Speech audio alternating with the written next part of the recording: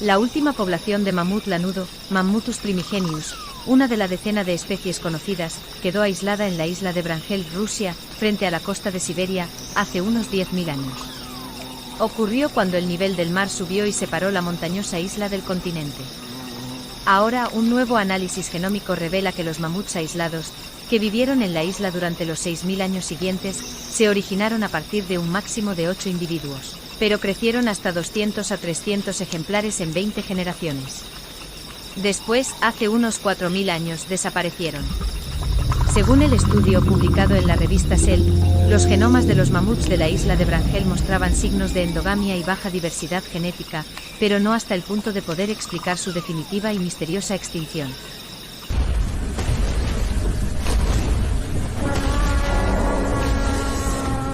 Los mamuts vuelven.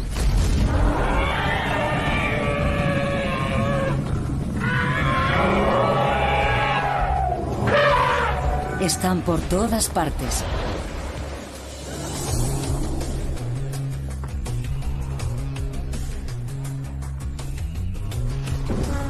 Los conocemos desde siempre.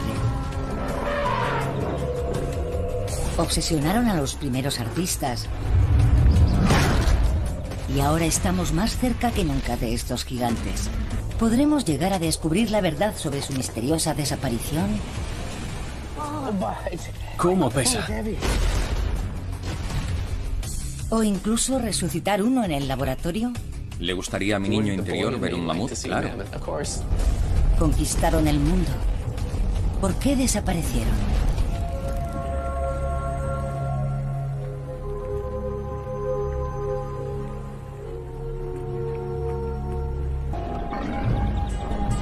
Saben que el mamut lanudo fue el último de una estirpe de animales gigantescos. Esto es lo que pasó. Los primeros mamuts salieron de África hace unos 3 o 4 millones de años. Los expertos creen que la migración comenzó a partir de una etapa de sequía. Sin lluvia no había comida para estos grandes herbívoros. Así que se desplazaron hacia el norte y acabaron ocupando gran parte de Eurasia. Eran los mamuts meridionales, llamados así porque los primeros aparecieron al sur de Europa. Medían unos 4 metros. El mamut meridional era el más grande de la familia. Hacia la mitad del Pleistoceno surgió una nueva especie de mamut, el mamut imperial.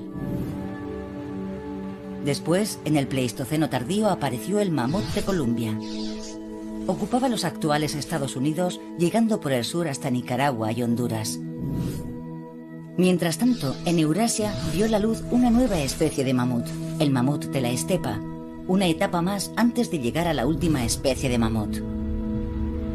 Fue en el Pleistoceno tardío cuando apareció el mamut lanudo. Era pequeño comparado con los demás, pero lo bastante resistente como para cruzar el estrecho de Bering y llegar hasta el actual estado de Kansas. En su evolución desarrolló un pelaje de varias capas muy resistente.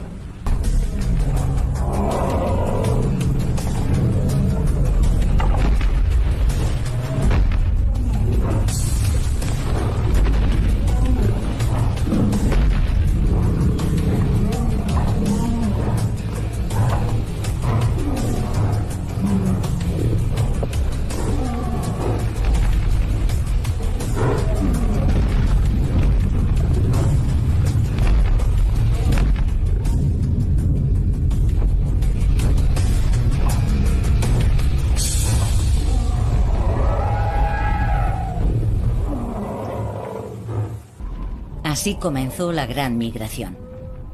Y con ella las adaptaciones necesarias para sobrevivir al cambio climático.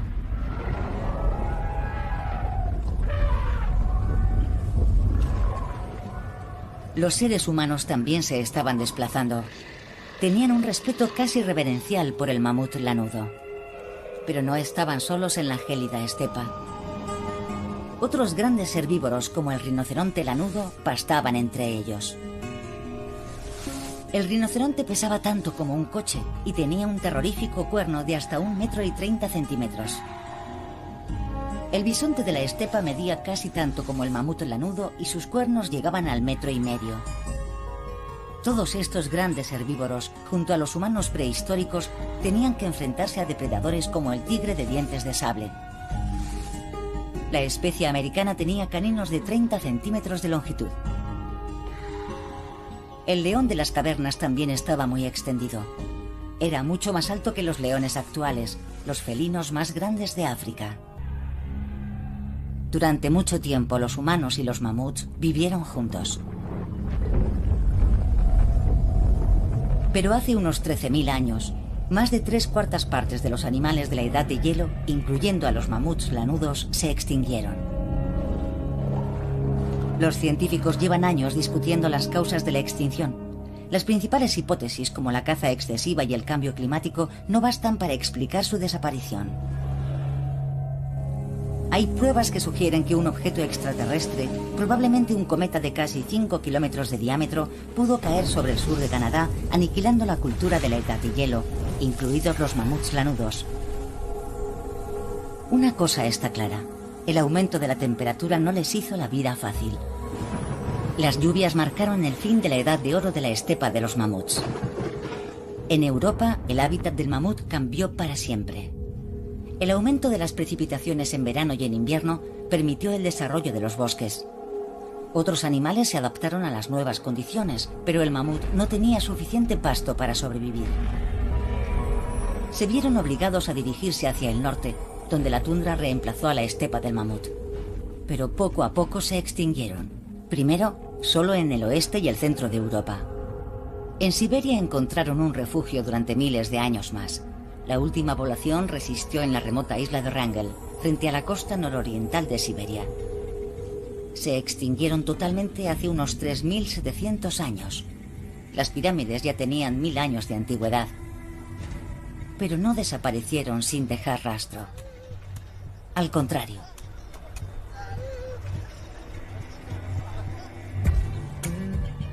En 1901, el mamut de Bersovka, un macho adulto, fue excavado en el permafrost siberiano. Tenía una pata rota, probablemente a causa de una caída. Lo llamativo del hallazgo era que los restos de alimento de su estómago estaban intactos. En el año 2013, los científicos rusos regresaron a Siberia y esta vez encontraron el premio gordo. Un mamut lanudo congelado en tan buen estado que contenía tejidos blandos. Mirad, aquí tenemos carne sin contaminar. Y sangre. Los fisiólogos de la Universidad de Aarhus utilizaron la hemoglobina del mamut para realizar pruebas de temperatura. Casi todos los mamíferos necesitan una temperatura corporal elevada para que la hemoglobina pueda funcionar. Pero el mamut lanudo era diferente. Aunque las extremidades del animal estuviesen cerca del punto de congelación, recibían el oxígeno adecuado. Esto reduce radicalmente la necesidad de energía. Durante el invierno, especialmente cuando está oscuro las 24 horas del día, se alimentan de plantas muertas de poco valor nutricional. Esa característica era muy importante para su supervivencia. La noticia de que se había hallado sangre de mamut corrió como la pólvora y enseguida se empezó a hablar de la clonación. Estábamos listos para intentar clonar un mamut lanudo. Podemos obtener la secuencia de ADN de estas especies extintas y utilizar bacterias para crear la proteína que existía en un mamut de hace 43.000 años. En cierto modo es como una máquina del tiempo que nos permite viajar al pasado y extraer una muestra de sangre de un mamut. Hasta la fecha, los científicos han tenido éxito en algunas clonaciones interespecíficas con especies próximas, pero el ADN es frágil y debe almacenarse a temperaturas muy bajas y con una humedad controlada para permanecer intacto. Un cadáver de mamut puede parecer bien conservado. Tal vez rezume sangre espesa, pero tiene que contener suficiente ADN para recrear el genoma completo si queremos clonarlo.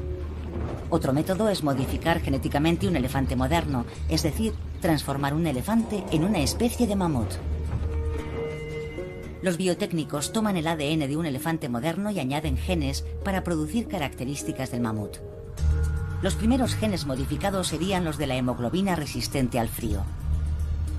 Es posible insertar ADN de mamut en el lugar exacto del genoma del elefante para hacerlo más peludo, más grueso y más parecido a un mamut.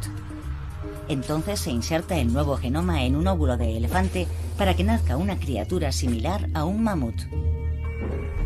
Hasta la fecha, todos los intentos de clonar un mamut lanudo han fracasado. El ADN antiguo está demasiado fragmentado.